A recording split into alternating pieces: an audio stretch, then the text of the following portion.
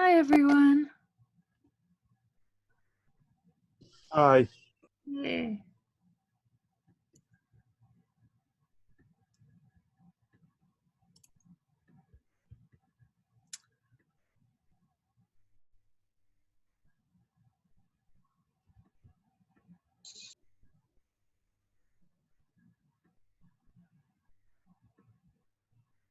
Back on my phone.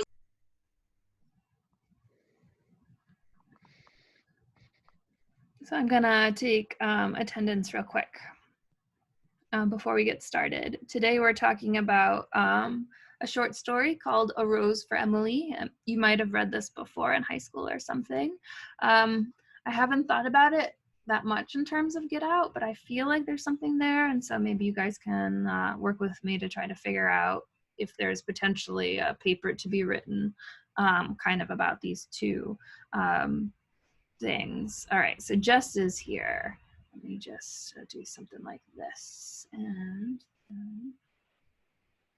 Isaac is here. Aaron is here. Ian is here. Eric is here. Bennett. Is Bennett here? Yes. Saul is here. How about Sarah? I don't see Sarah. Sarah, if you're here, let me know. Tyrese. I'm not seeing Tyrese. Tyrese, if you're here, let me know. Haley is here. Lucas is here. Robbie is here. Audrey is here. Michael. I don't see Michael. Michael, if you're here, let me know. How about Dell? Yep. Patrick, yep. Ryan, yes. And CJ, yes. Okay. All right. Professor, Was that? you marked me absent last class. Oh, I can fix that for you. Okay, thank you. Probably if you came in a little late, then that's a good chance that's why. So I can fix that. And that's all right. Thank you. No problem. If I forget, just remind me. Okay, so go to college, to go to our Canvas page and click on April 16th.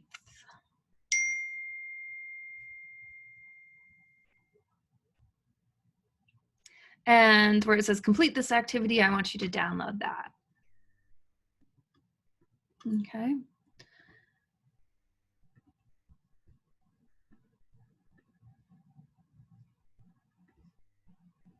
And the activity looks something like this. Wait, where's the link to download activity? So it should be, if you go to Canvas, on our class on Canvas, scroll down to April 16th, click on April 16th, and hopefully you'll be able to download this activity. For me, there's no link there. Try refreshing.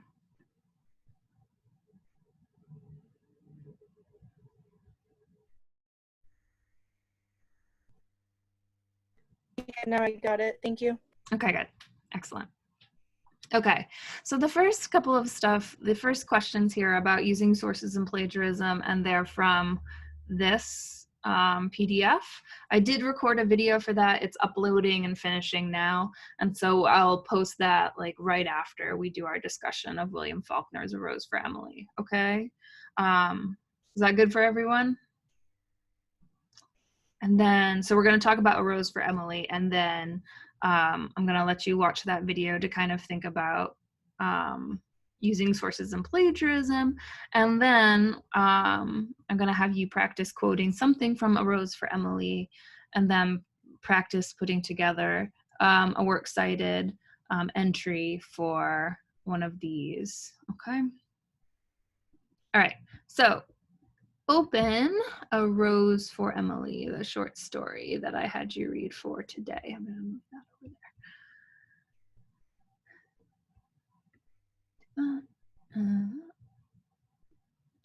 Where's my... Okay, I don't remember where I saved it, so I'm just going to download it.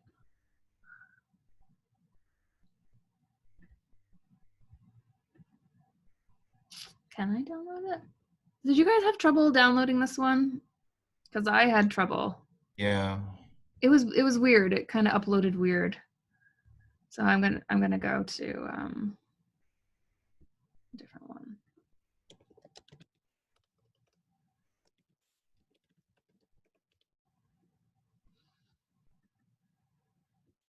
Okay. So what I'll do is I'll upload this as well, just in case, because this ended up kind of weird. Sorry, let's go back. And I'm gonna edit that.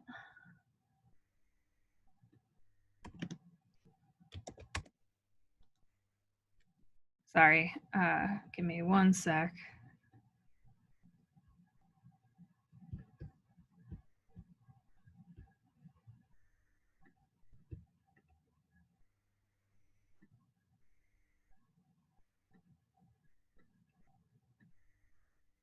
Okay. Oh, my, too much up. All right.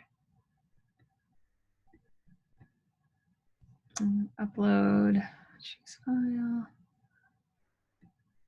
Okay.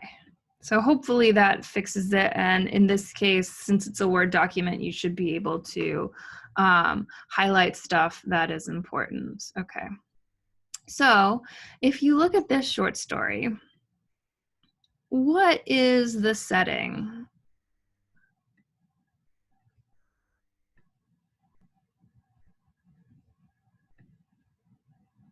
So anyone want to start by reading? Go ahead. Yeah, Saul. isn't it like a small town in the deep south? Yes, excellent. So it's a small southern town. And we know this because if you look at that second paragraph, it was a big square. So they're talking about her house.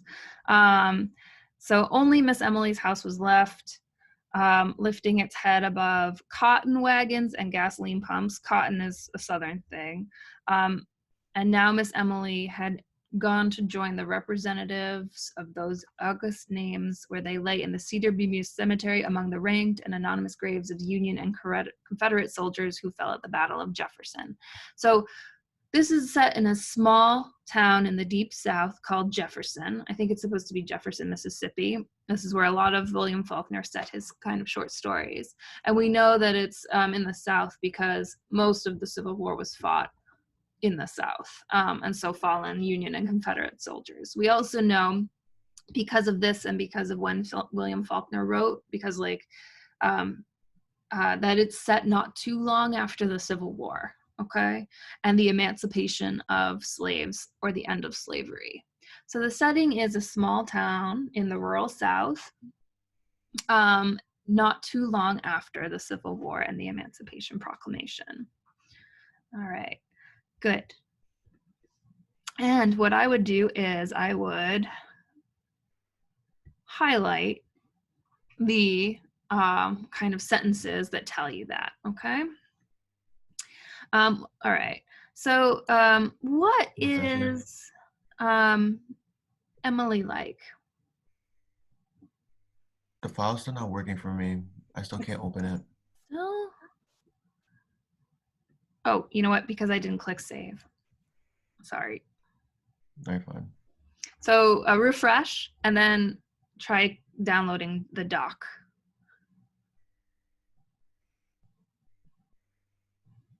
Thanks for letting me know, Ian.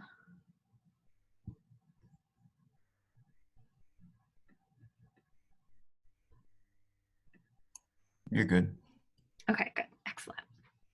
All right, so what is Miss Emily like? She's nosy. She is?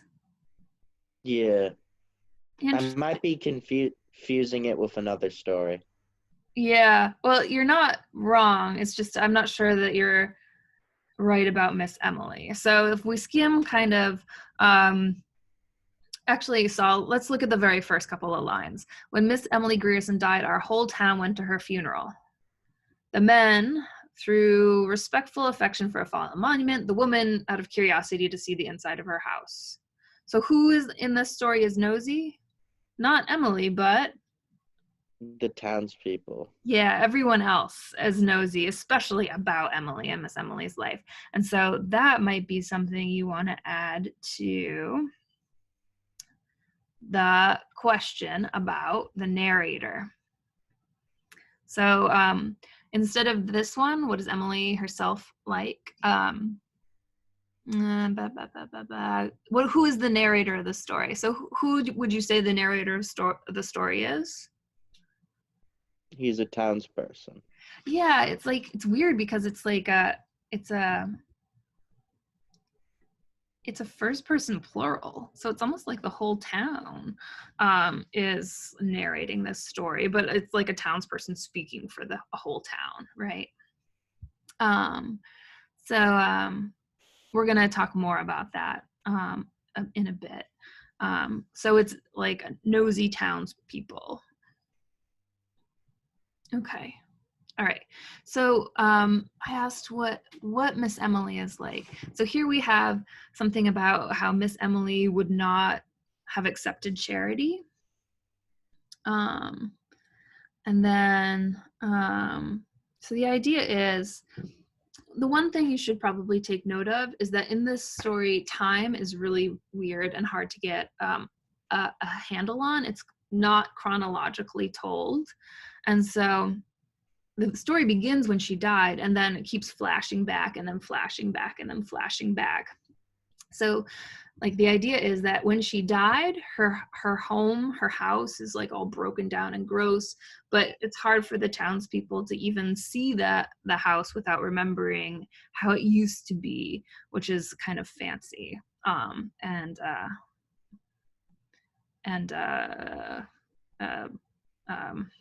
I mean, if it's a fancy, rich home in the South, what do you think it got its like money from? Slavery. Yeah, exactly right. Okay, so and then it flashes back. Colonel Sartoris, he's like a townsman, like in 1894, Colonel Sartoris, who was the mayor. He remitted her taxes. He invented a story that Miss Emily's father had loaned money to the town, and she didn't have to pay taxes anymore. But then Colonel Sartoris died, and the next generation, with its more modern ideas, became mayors and aldermen. And they actually want her to pay her taxes because he basically just gave her no taxes because she was a woman living alone. And the next modern generation was like, no, she should still have to pay taxes. And so they wrote her a formal letter asking for her taxes, but she refused to pay them. Okay, so a bunch of the townsmen go to see her. Okay, they knocked on her door. They are admitted by an old Negro, so she's got one servant, an old black man, and they get admitted into her house. It smelled of dust and disuse, a close, dank smell. So they sit down in what used to be very rich leather furnishings that are now like old and decayed and decrepit. So Emily comes in. They rose when she entered. Anyone want to read this paragraph? The first one on the top of 2 for me.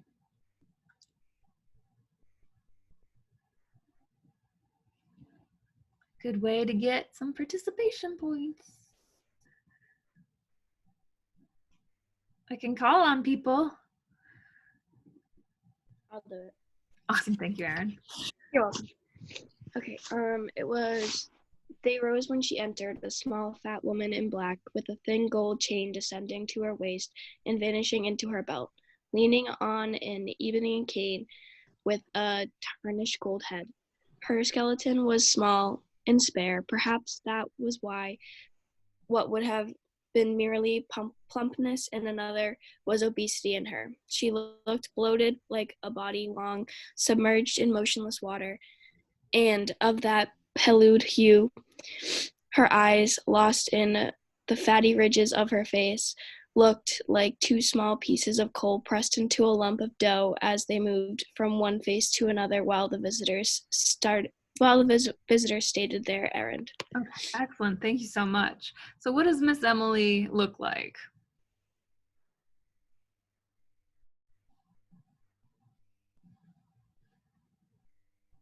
Like heavier older woman. She's a heavier older woman, and she's also like she's fat, but like the way it's described is that she's almost like a half, like a dead body. There's something unnatural about her fatness, right? Like it was obesity in her. She looked bloated, like a body, like a dead body that had been like submerged in water. And her eyes were two pieces of coal pressed into a lump of dough. It's very creepy, this description of her. So she's kind of like there's something about her that's like unnatural or gross or almost dehumanized, right? Her face is a lump of dough and her eyes are coal, right? She did not ask them to sit. She just stood in the door and listened quietly. Then they could hear the invisible watch ticking at the end of her gold train. Can I have someone be Miss Emily and some other person be the townspeople?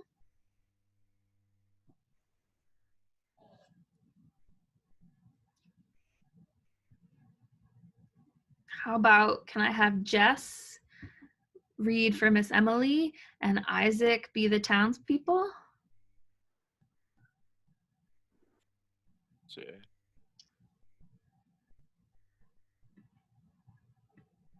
All right, so if Jess is there, Jess, are you there? Awesome. Yeah, sorry. No worries. I'm going to have you start. So you're going to be Miss Emily, Jess, and you're going to read from right here, I have no taxes in Jefferson.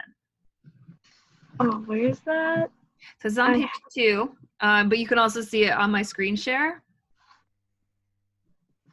Her voice was dry and cold. It's like the third. Oh, yeah, I found it. Sorry. Isaac, you're going to be this guy. All right. All right. Okay. So her voice was dry and cold. I have no taxes in Jefferson. Colonials. How do you say his name? Colonel. Sorry. Isn't that weird? That tripped me up for years. Explain. I don't know. Explain to me. Perhaps one of you can gain access to the city records and satisfy yourselves.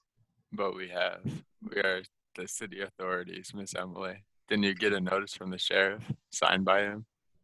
I received a paper, yes. Miss Emily said, perhaps he considers himself the sheriff. I have no taxes in Jefferson.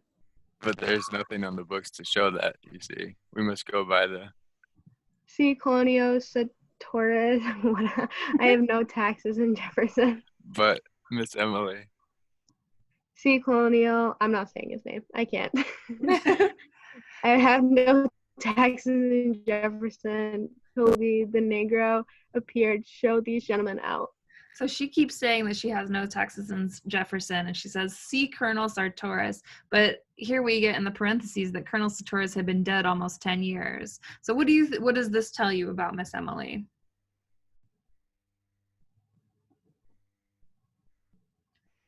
She might have dementia. Or something, yeah, so maybe she's got some kind of dementia. She could be kind of a little crazy, right? In that, like, she doesn't understand that time has passed, right?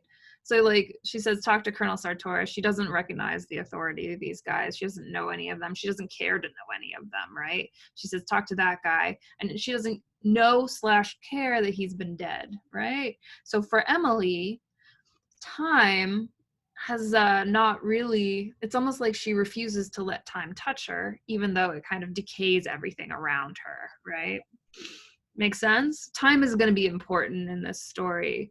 And I feel like time is a key into how we can understand it with Get Out. You guys still with me? It said my internet connection was unstable. You still good? Okay, good. All right. All right, good.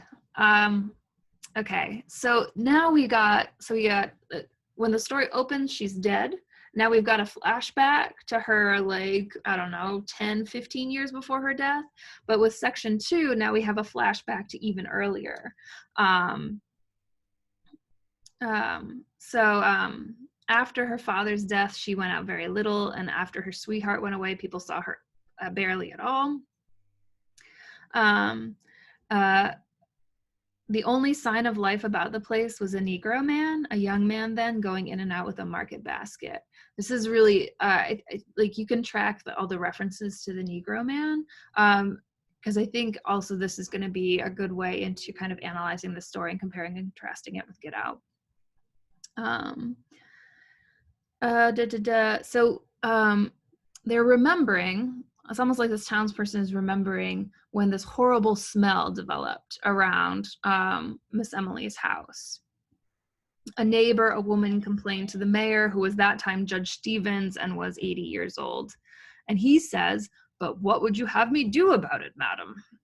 And she says, "Why, send her word to stop it. Isn't there a law?" And he says, "I'm sure that won't be necessary. It's probably just a snake or a rat that N-word of hers killed in the yard."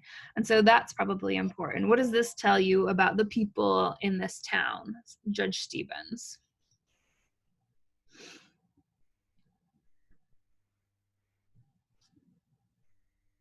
And the next day he received more complaints.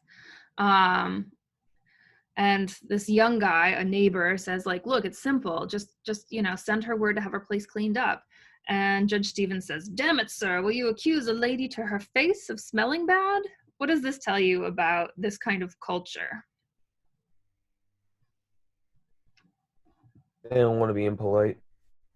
They're obsessed with politeness. Excellent. Good job, CJ. They don't want to be impolite, specifically to a white lady, right? Of a certain class as well, right? Because, this is pretty impolite. This fact that they just throw out the N-word like it's nothing, right? And so this kind of tells you that Miss Emily is from a time when like women were kind of given, especially white women of a certain class, were given a lot of like, I don't know, or given a lot of, it's not leeway necessarily, but like people refused to kind of talk to them about certain things that were considered impolite. And it also says that like Miss Emily is from a time when there was a lot more inequality between whites and blacks, right? Okay, so will you accuse a lady to her face of smelling bad? So instead of actually going to Miss Emily and saying like, "What is that smell? What are you doing? Like, can we please investigate?" They waited till after midnight in the middle of the night, and they snuck around the house like burglars, and they are throwing what's called lime. And like, this is not like the limes that you buy at the grocery store. It's not the fruit. Lime is like a chemical that like helps decompose things quicker. All right. They kept quietly across the lawn, and after a week or two, the smell went away. Okay, so we know now that at one point there was this horrible smell in Miss Emily's house, and they didn't really do anything about it. And then there's like more flashbacks. This is when people had begun to feel really sorry for her. People in our town, remembering how old Lady Wyatt, her great aunt, had gone completely crazy at last, believed that the Griersons held themselves a little too high for what they really were. So everyone in the town is judging Emily for being a little bit too snooty or stuck up or pretentious. None of the young men were quite good enough for Miss Emily and such. We had long thought of them as a tableau, Miss Emily a slender figure in white in the background, her father a spraddled silhouette in the foreground, his back to her and clutching a horsewhip, the two of them framed by black. Okay, so when she got to be 30 and was still single, we were not pleased exactly, but vindicated, even with insanity in the family. Like, so the idea is like they get this kind of sick pleasure out of the fact that she never does get married, that no one actually asks her to get married, because they have like all this resentment, and they judge her for being too snooty, and her dad for judging, for like driving people away. Good? You guys still with me? All right. She was sick for a long time. And then, so if you look at our, okay. So when we first see Emily, she's fat and kind of gross and unnatural, but she wasn't always like that. She had before been like a stuck up, slender woman whose father wouldn't let any men kind of date her. And what happens when the smell develops? Hopefully you can fill that in. How did the townspeople and the aldermen react? They like won't bring it up with her. They won't really investigate. They just kind of sprinkle stuff around and hope it goes away. We've talked a little bit about the narrator of the story, but that passage that we just read tells us more about the narrator, right? The narrator or the townspeople, they're nosy, as Saul kind of said earlier. They're judgy, right? They judge Miss Emily. And also they're gossipy, right? So we feel sorry for Miss Emily, right? They're kind of patronizing. That's when people had really begun to feel sorry for her. They kind of are secretly pleased so they're kind of petty that she never does get married. And then Homer Barron shows up. Who's Homer Barron?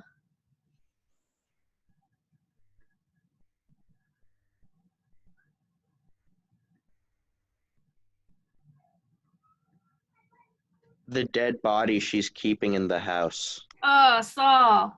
Spoilers, but yes. Okay, so Homer Barron was a Yankee. So that also tells us that this place is in the South, right?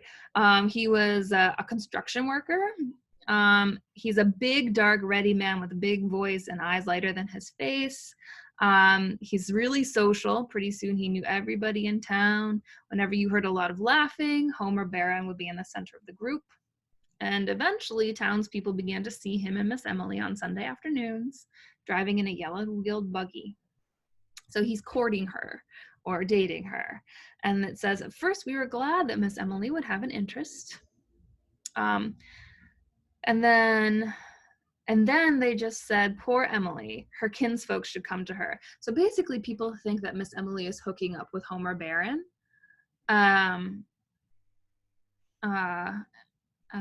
The whispering began. So they think that they're hooking up. Do you suppose it's really so? Of course it is. What else could? So they're judging her for potentially maybe having sexual relations with Homer Barron, even though they're not married, right? She carried her head even when believed. She carried her head high even when we believed she was fallen. So they're trying to slut shame her, and Miss Emily is just refusing to be slut shamed, right?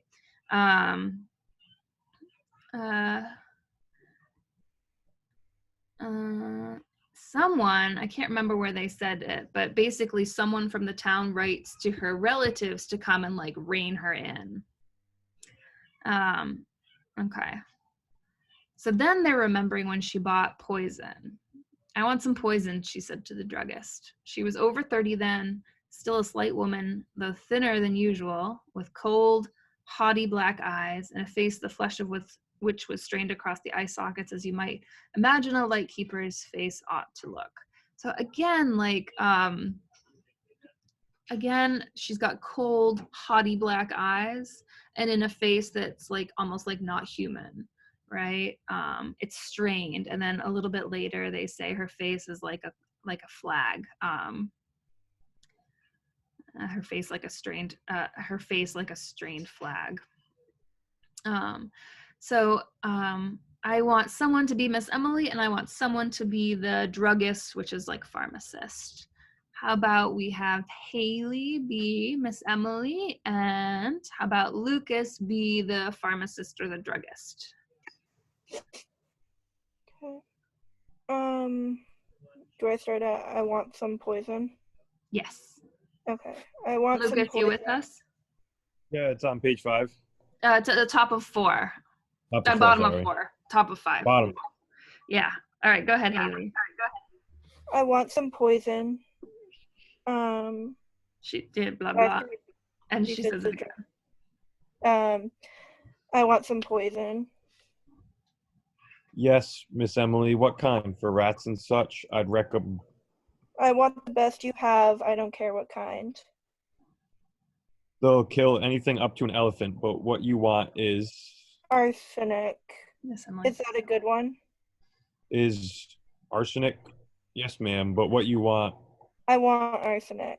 And then The druggist looked down at her. She looked back at him, erect, her face like a strained flag. Why, of course, The druggist said. if that's what you want, but the law requires you to tell what you are going to use it for.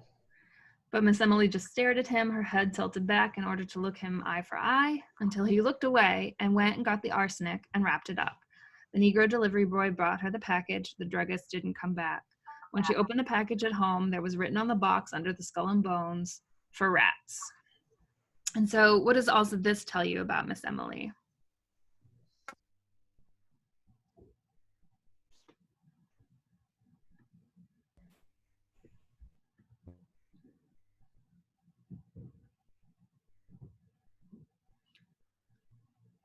She seems a little sketchy.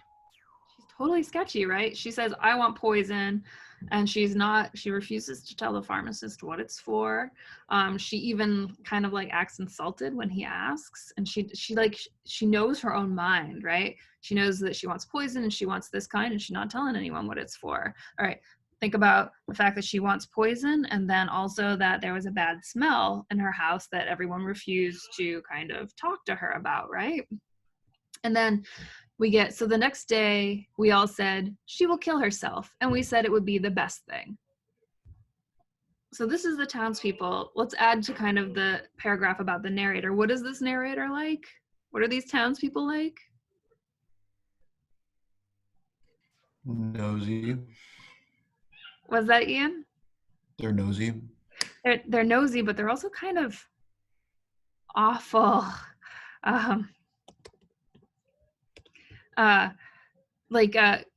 They don't care that she's gonna kill herself. No one steps in and like talks to her. No one reaches out. Like not only do they like not care, but like they're like approving that she's gonna kill herself. And so this is extra fucked up, for lack of a better word, right? They're like, oh, you know, she's shamed, she should kill herself. So again, this is a very problematic view of women, right? So the idea is that you can't talk to women about stuff. You got to kind of tiptoe around them. And also that like women should stay in their lane, should stay in their place. And if they take control of their own sexuality at all, they should just kill themselves, right? Or if they're shamed, they should kill themselves.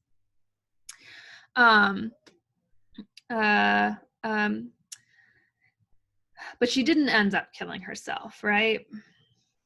The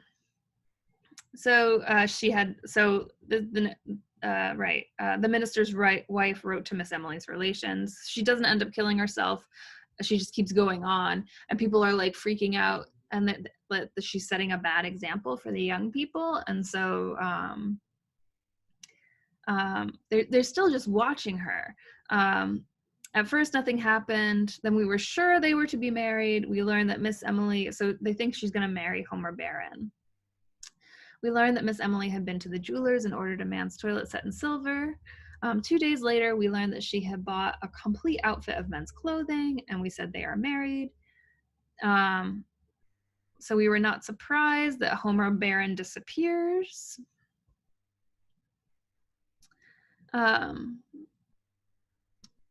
He disappears and then he reappears. A neighbor saw the Negro man admit him to the kitchen door at dusk one evening, and that was the last we saw of Homer Barron and of Miss Emily for some time.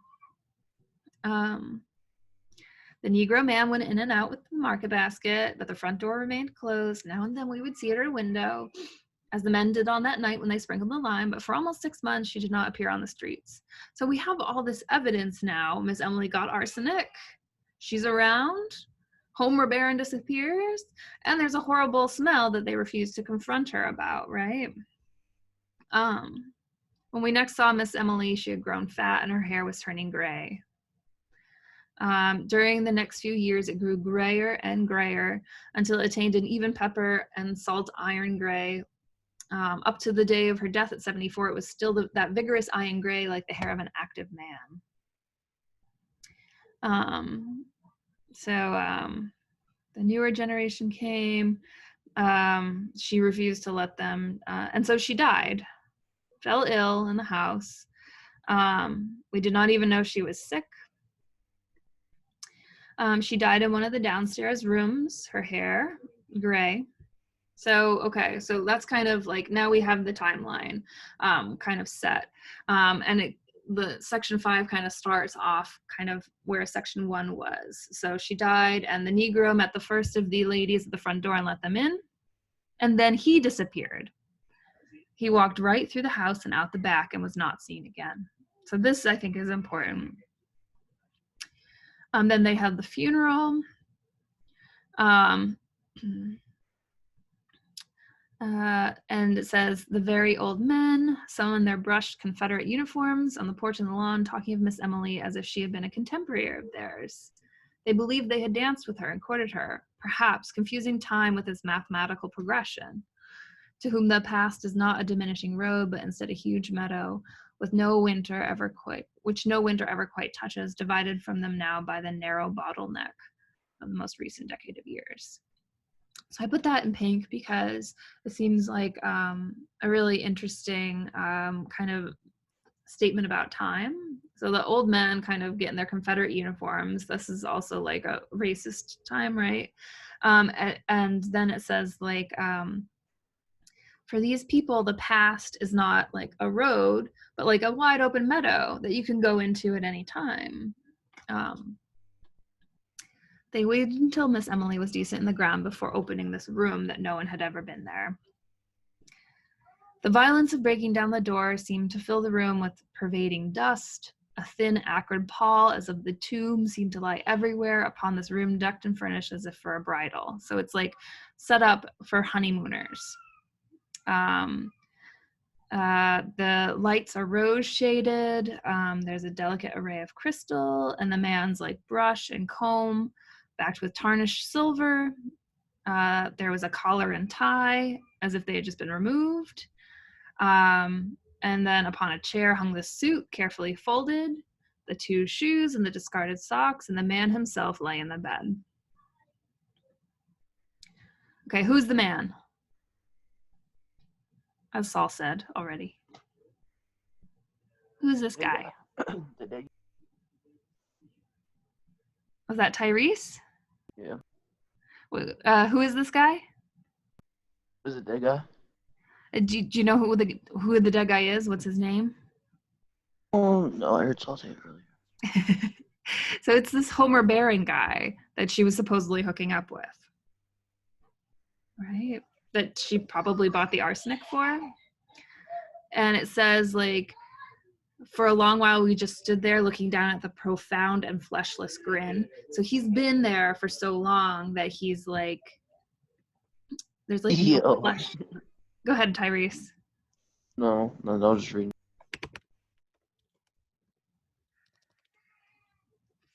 Oh, yeah.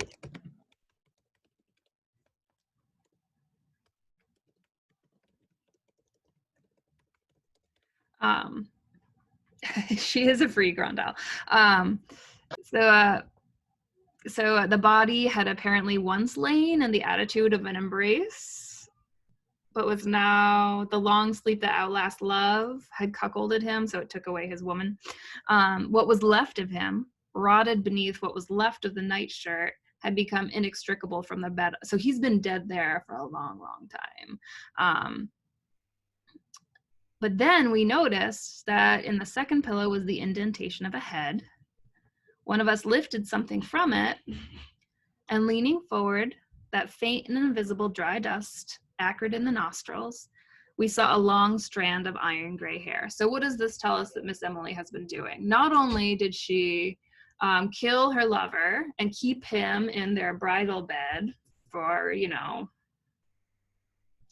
40 plus years. What else does this tell us she's been doing?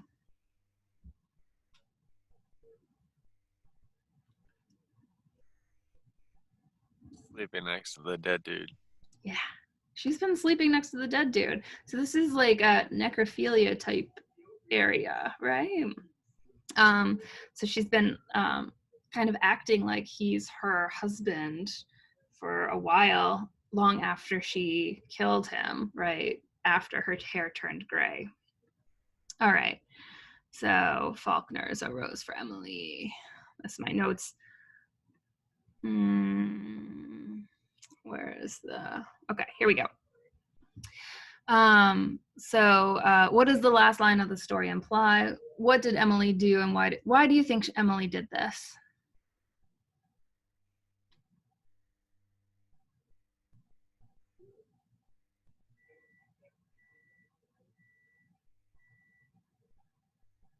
Maybe she couldn't find anyone or something, and then her deranged mind just brought her to it. Yeah, exactly. Right. Good, Ryan. Yeah, that like the idea is that like everyone judges a woman for being single and she refuses to be single. Right. And so she kind of, if she can't keep her man through marriage, she keeps him through death. Right. So this tells us that Miss Emily is crazy and a freak, but also she's kind of a badass in a gross, weird way, right? So she's kind of like she wants what she wants and she gets it, come hell or come high water. What I think is really interesting, especially because like there's this idea that maybe Homer Barron would not have stayed otherwise, I'm saying this because of this line. This is on page 5, right under this 4 Roman numeral. Homer himself had remarked he liked men and he was known to drink with the younger men at the Elks Club, that he was not a marrying kind. And so the idea is that like Homer kind of liked to hang out with men, and he said he wasn't the marrying kind, but we know he's hooked up with Emily. And so the idea is like he refused to marry her potentially, and so she killed him and kept him. But the patriarchy and this attitude that like you didn't talk to women because they were weak and powerless, you didn't charge them taxes, you didn't make them pay taxes, you didn't make them kind of accountable for smells and stuff, all of this kind of sexism of this town, all of the patriarchy of this town of the South, allowed Miss Emily to get away with murdering and keeping this dude, allowed her to get away with like this horrible, horrible thing. The other thing I kind of wanted to bring your attention to, so if you look at what are some of the themes of this short story, what would you say some of the themes are?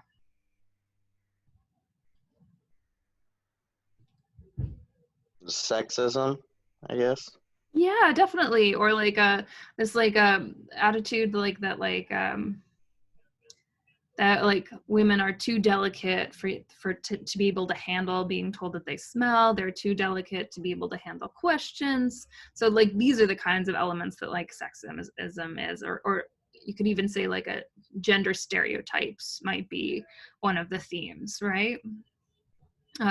Gender stereotypes. I would also say classism and class stereotypes, because another reason that they refuse to kind of do that is because of her class as someone who used to be rich, even though she's not anymore. What's another theme of the story?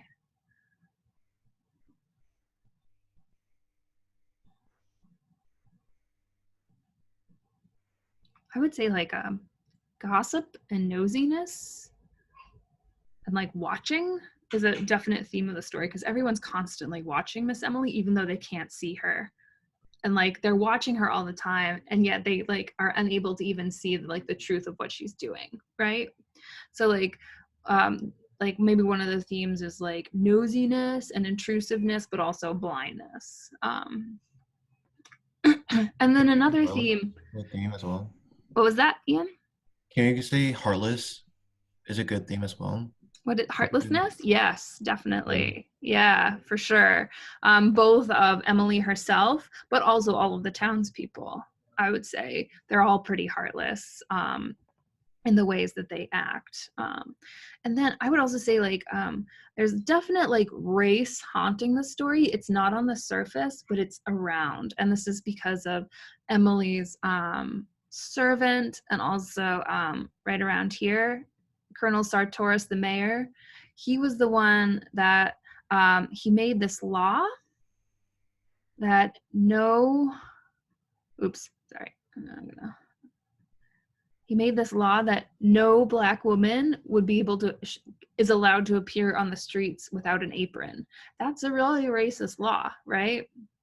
Again, like, the idea is that they give Emily leeway because of her race.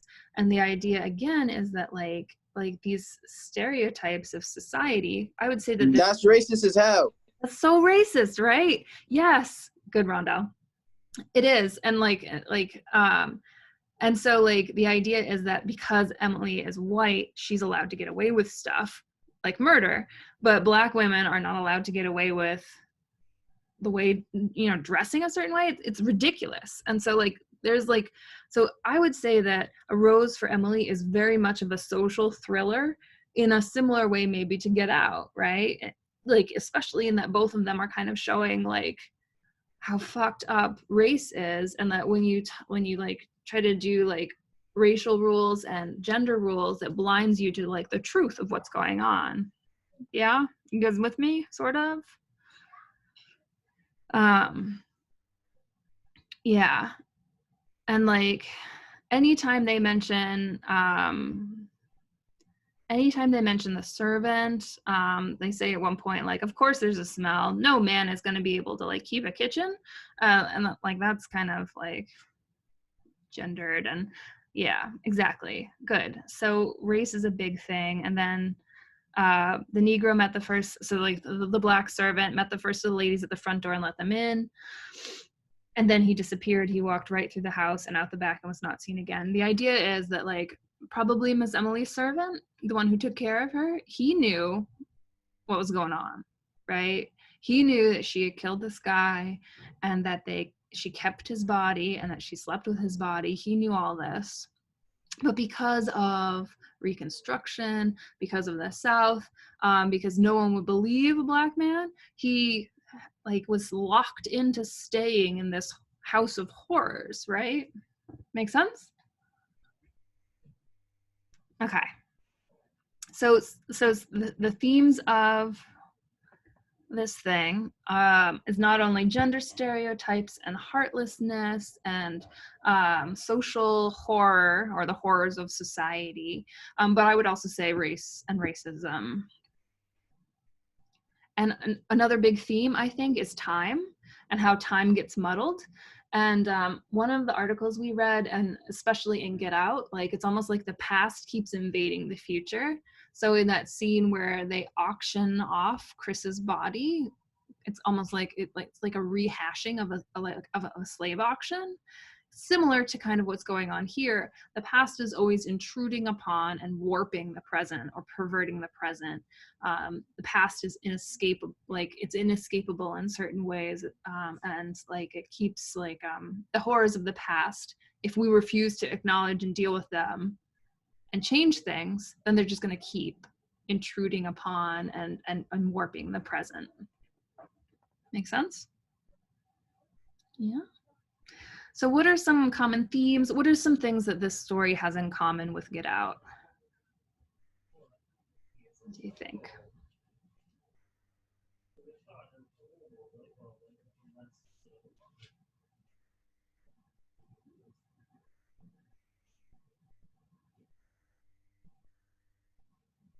I feel like they both have pretty monstrous white women in them. Yeah?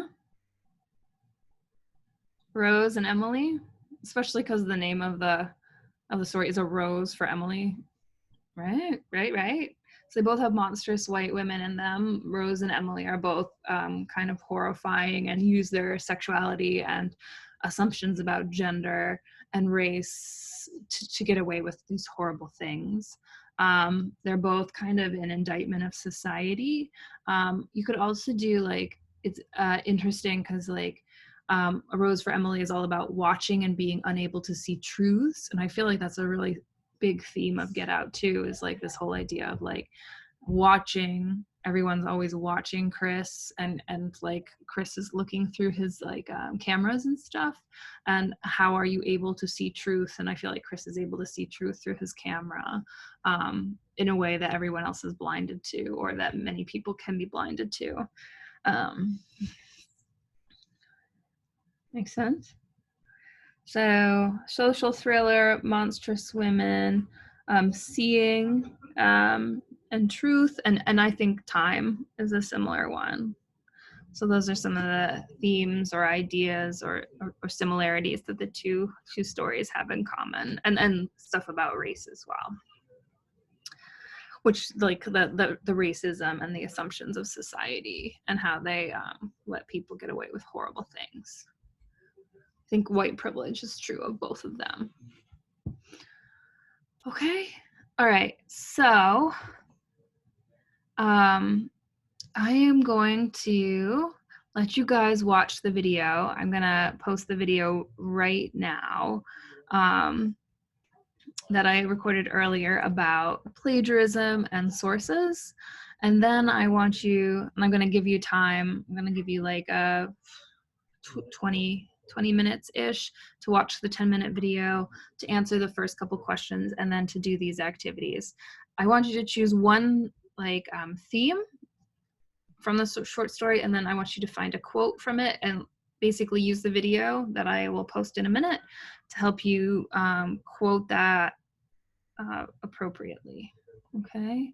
And then I'm gonna have you choose one of the following articles from that list, and I'm gonna have you